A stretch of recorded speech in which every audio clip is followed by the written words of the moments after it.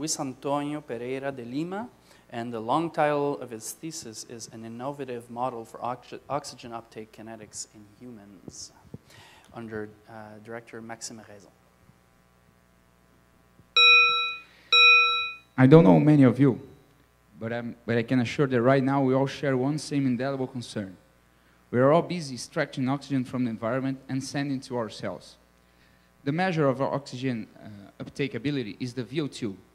It's a dynamic metabolic indicator that is always adapting to the ever-changing energy requirements of life, like when you have to escape from a predator or even nervously speaking to an exigent audience. The study of these dynamics is the VO2 kinetics, and is largely trusted by physicians in detecting many dysfunctions in many systems. And even athletes can benefit from training prescription and performance evaluation using this VO2 kinetics parameters.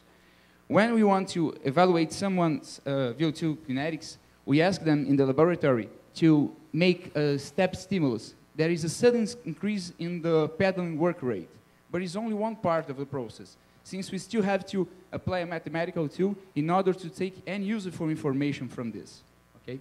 So far, and for decades already, the first order model has been the state-of-art tool for this. So whenever, it tells us there, whenever facing a step-like stimulus, VO2 will increase up to a steady state level, but will never exceed it. However, real data is tricky, and some individuals, some well-trained individuals at some specific work rates will show a response that will raise above the steady state level before stabilization. And the first order model cannot handle this kind of overshoot. So, how to proceed, how to use such a tool if we cannot use, if we don't have a proper model? So, I plan in the next 4 years to find a comprehensive model for VO2 kinetics in humans that is able to manage this kind of data. Okay, so even despite the presence of an overshoot or not.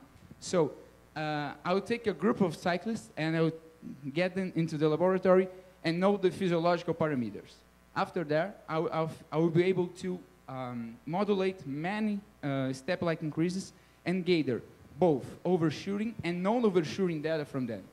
Then I will test the ability of many models to fit and explain this data, not only taking into consideration the physiological or assets of this, but also the numerical aspects of this. So, in 4 years, I plan to give physiologists and sports scientists a proper tool for this kind of evaluation. So then, our athletes and our patients can finally breathe again.